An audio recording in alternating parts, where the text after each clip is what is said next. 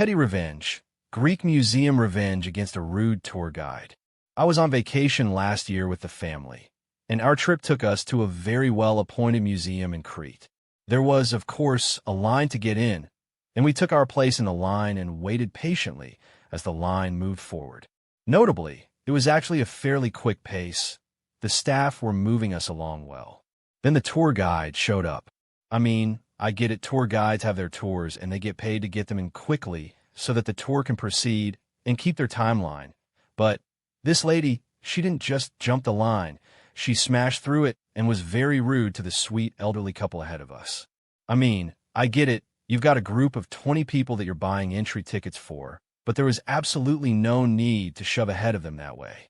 There were a few raised eyebrows around us when it happened, but the staff at the museum didn't seem to care. We'd been in line behind that couple for about 15 to 20 minutes or so, and they were the nicest folks from Canada. It rubbed us all wrong the way the tour guide acted. So, we were a couple minutes delayed getting in, and I decided to do a little bit of payback for the lady's rudeness because the couple that was shoved away were too polite to ever say anything back. Cue my extreme interest in whatever the tour guide was about to lead her group in to look at. I was there with at least one of my children alongside me, right in front of whatever it was she was trying to describe to her tour group.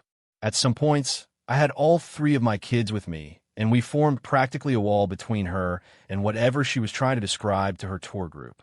My kids were very willing participants in this, with my wife staying well away. She knew what I was doing and wanted no part of it. One of my kids recently did a Greek history course at university, so she was able to expound in some detail on Minoan palaces, and for 3 full exhibition halls, we were in her way. We talked as loud as a tourist group should, blocking her view, talking over her, and discussing questions between each other that distracted her. By the second exhibition hall, I looked her square in the eye, smiled, and continued chatting with my kids. She knew that I was doing it on purpose, and when she tried skipping ahead, she found 2 of my kids waiting for her in the next room already in the way. They were already talking and blocking, and then I caught up and we repeated all the questions they'd already covered.